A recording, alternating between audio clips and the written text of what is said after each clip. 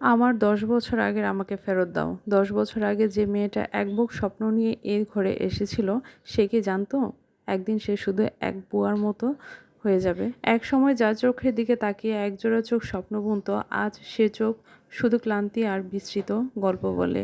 একসময় যে হাতে হাত রেখে হাজারো প্রতিশ্রুতি দেওয়া হয়েছিল, সে হাতগুলো আজ শুধু রান্নাঘরের আগুন, বাচ্চাদের হোমওয়ার্ক আর অসুস্থ শাশুড়ির তেল মালিশে ব্যস্ত।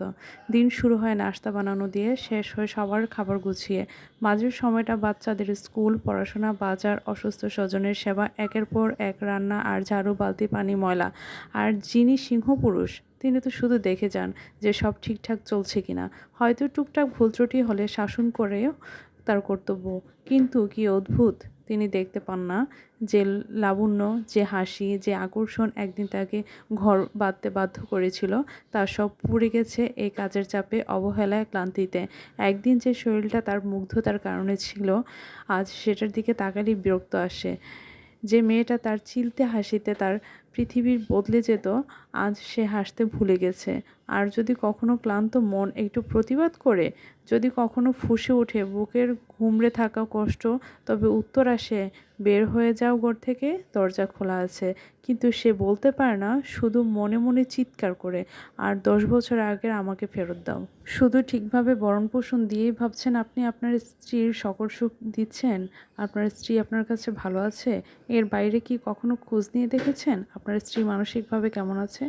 তার মানে আপনার না বলার কথা আছে কিনা? নিশ্চয়ই না। অফিসের কাজ সেরে এসে বাসায় ঢুকে এক প্রকার হুমড়ি-তুমড়ি শুরু করে। অনেক কাজ করে এসেছেন ক্লান্ত, অথচ মেয়েটা সারাদিন আপনার সংসার সামলেছে, আপনার জন্য অপেক্ষা করেছে যে কখন আসবেন আর হাসি মুখে তার দিকে তাকিয়ে দুটো কথা বলবেন। ক্লান্ত তো মেয়েটাও।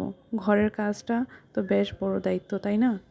আপনি মেয়েটাকে আপনি মেয়েটাকে বিয়ে করে এনেছেন, সে আপনার সহধর্মিণী। দুজন দুজনের কষ্ট, সুখ, ক্লান্তি ভাগ করে নেবেন, এটাই তো হওয়ার কথা, তাই না?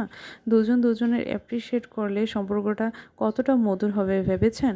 আপনি ভাবছেন আপনার স্ত্রী যখন যা দরকার আমি তো দিচ্ছি। আচ্ছা, এটাই কি আপনার শেষ দায়িত্ব? কখনো কি নিজের স্ত্রীকে জিজ্ঞাসা করেছেন, তুমি ভালো আছো তো?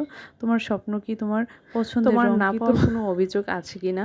আপনার স্ত্রী মন খুলে আপনাকে সব কথা বলতে পারে কিনা নিজেকে প্রশ্ন করুন।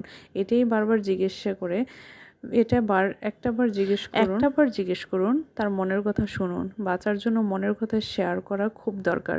আর স্বামী হচ্ছে মেয়েদের সবচেয়ে বড় বন্ধু। স্ত্রীকে বন্ধুত্বপূর্ণ সম্পর্ক দিন, বন্ধুর মতো আচরণ করুন, জমিয়ে জমিয়ে স্ত্রীর সাথে আড্ডা দিন, গল্প করুন।